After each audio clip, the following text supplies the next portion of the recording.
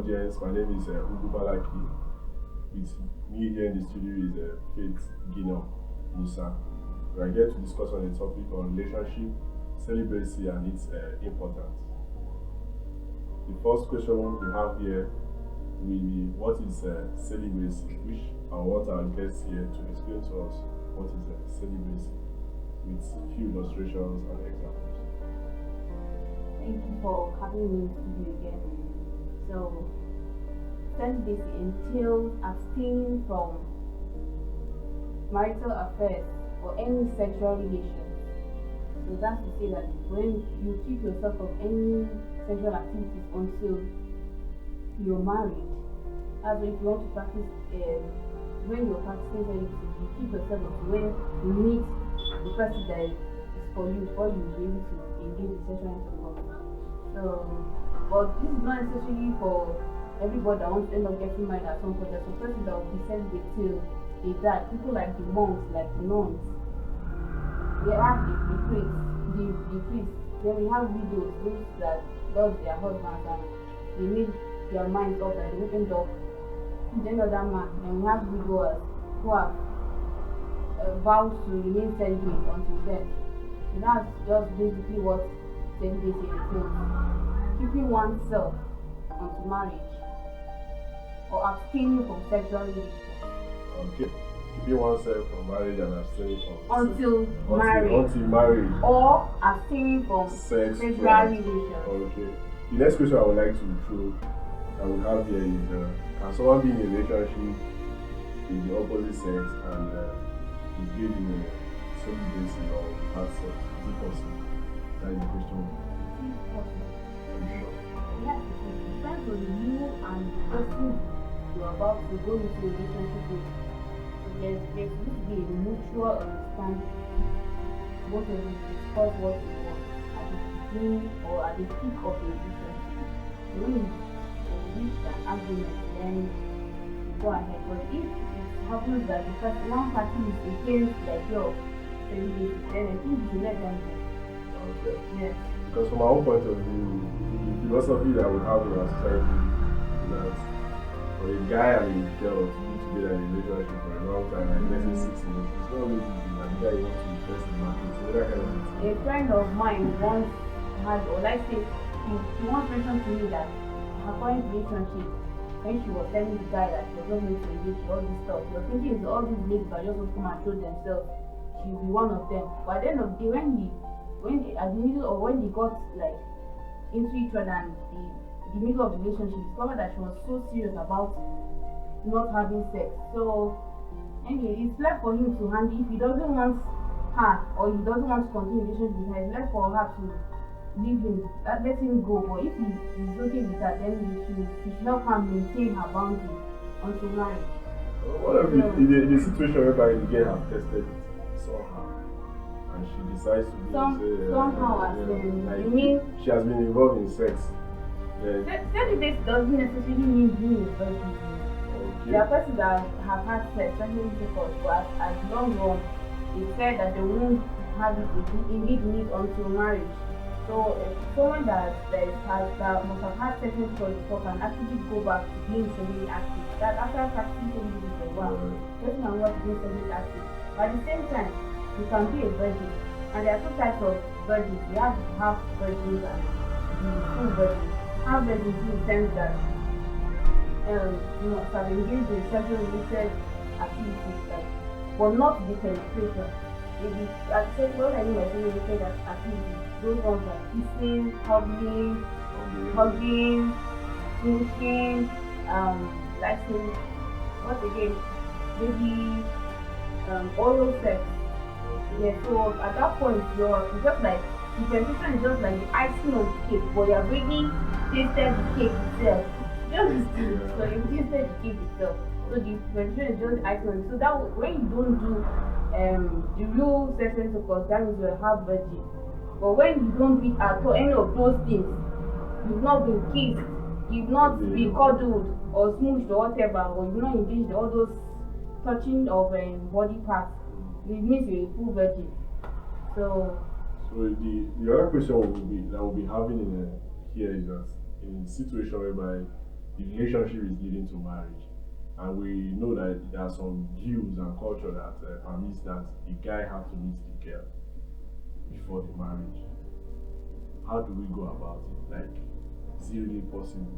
If both of them have decided okay, to settle down and the guy is there and the girl and we are told to see if they are compatible sexually. Yeah, sexually. Yeah, sometimes even to test how reproductive the girl is. How did our parents survive in the first place? No, that's the question most persons should be able to like the answer. How did they survive? If you are looking at they want to know if the person is sexually capable and would like to say give them that sexual desires or satisfy their sexual desires. Or reproduction also. Yeah, so our parents then they kept themselves, like say most of them. They kept themselves unto them. So this is just like say it's a matter of choice. If you decided that you want to keep yourself, you keep yourself. Nothing as culture. Well, let's say wrong is wrong. Even if most persons are doing it, right is right. From the scripture, we are actually told to refrain from sexual activities. The Bible said kicks against it. What you're saying is that what is obtainable now is that people don't necessarily abstain from it as it is on this day. Yes. But then, if you want to you made up your mind that you want to do it, you will do it. It's possible. Okay, it's possible. Yes, and it's achievable. Not just saying it is possible, it's achievable. Okay.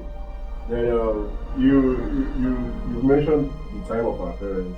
Then another point I have with you is that sometimes the age of our parents getting married then was very younger, and compared to nowadays, one of our situation like those days, a lady of 16 years is married. Even the lady is not her sex level and age is very young, so she can still be a virgin at 16, 15, 14, and she's married. But now a lady is up to 25 and she's in university, she plays live, she do all manner of things. How do you expect the man to keep her in the house and don't want to test if she will be productive? You know that kind of Keep her in the house? Yes. How will you even be in a room with someone you know that the sexual tension in that person? You know you guys are attracted to each other. In the first place, if you know you want to be in control of things like that, don't even allow yourself to be in an enclosed space with that person. Because something as little as just touching of the hand, like it's a trigger, just remaining touching of the hand. It's really you touch somebody's hand and something starts to get turned on. You understand? So just avoid a place where you be together and that's just all. The next on our question rule is what is the advantage of keeping to the life of celibacy? What advantage do we have if we avoid sex and all eat activity before we get married? What is the advantage? That thing of you thinking that your husband is not capable. When you get the advantage of keeping yourself onto marriage is you will not be having problems in your mind like by thinking if your ex brother A used to do it better than your husband or sister A used to do it better than or is doing it used to do it better than the way your wife is doing it. So the advantage of keeping yourself onto marriage is to avoid certain things like that. Because persons get frustrated when they feel their sexual desires are not being met. And this is a result of them sitting around whilst they were still single. Okay. Yes. So that's why I said the advantage of it is you can bring out the disadvantage from the advantage. Yes, the advantage of it is that you will not have the problem of saying somebody else or having that comparison of your partner with somebody else. Disadvantage is you'll be feeling like your partner is not giving you that satisfaction that you want. Then the disadvantage, you mentioned the disadvantage. Yes, that's why I say you can derive the disadvantage from the advantage. Another advantage you can have in yourself prior to marriage is that it will give you a good sense of judgment. Having sex prior to your marriage alters someone's judgment because sex itself is meant for unity and bond and out of expression of love. So if you are engaged with someone prior to your marriage, maybe you are courting the lady and you engage with her sexually, sometimes you find that there's some judgment. You may not be able to judge very well or judge if truly you love the person or not. So you find that your judgment might be altered with the emotion because you've had sex with the person. So for you to, if you are having a relationship that wants to lead to such, it's advisable to avoid it. And the last question we have on the road. Another advantage is that you all this you won't be exposed to sexually transmitted disease like all these STDs, HIV, and all those stuff. When you know that it's only one partner, or let's say your spouse, that is satisfying you sexually. Okay. Then the next we have in our role in the question is, how do we re-engineer and correct this perspective of the young ones in the society concerning premarital sex? How do we correct it? Because presently now it's not a pattern in society that if a guy sees a lady and he likes a lady, they want to do what? Tests. So we say they want to brush. So and test the chachis, if the chachis is working. So how do we correct that notion from the younger ones, from the youth, as we are growing up? So what message do you have? Correct them, or like to convince them to stop it. No. They know what they are doing. Okay. They know what they are doing. So this question is they're just trying to, or anybody that asks any question like this, or that tries to look for answers to things like this, is just basically looking for reasons to justify his or her action, the whole thing. But they know what is right, they know what is wrong. Okay. At the end of the day. What of situation people don't really know what is wrong and what is right? We assume. How can we assume? Let's assume that they don't know. Because for me, I can say my own contribution towards that question is that sometimes the background of the family. Sometimes the society as a cycle is its first foundation is family. If in the background people are taught to keep themselves, respect their partner, and respect sex as in how is supposed to be in the society, I guess the issue of premarital sex won't be problem, and people will be able to keep themselves towards to marriage. But if the family background has been altered, children are not brought well in the society, you find that a girl of 10, 12, 15 years is exposed to a lot of movies that have sexual drive, sexual sin, and the rest of them. Then the peer pressure and the rest of them. That is where sex education comes in. So if you educate them that this is what they should stay away from, don't be involved in any situation or conversation that discusses things that will make you like say get lured into things like this, and avoid watching things that pornography and stuff like that, and just basically you want to avoid things like this. Just move yourself from any place that you know that is a trigger, or let's say is a temptation, anything that will lead you to what you're doing. And at the end of the day, I would like to mention that kissing, cuddling are not necessarily sinful, but at the end of the day it is unwise. Yes, it's unwise because they are sexually related. Have you ever seen anybody kissing like this? No. Have you seen anybody kissing like that in this life? So when you want to start like this, the hands will go somewhere. And there will be something before you know, things will start happening, clothes will be coming out, and so at the end of it, it's very unwise, because how do you say to hit in that from clap? That's the start again. So very unwise to engage in anything that will lead to the main cake, or let's say icing on the cake again.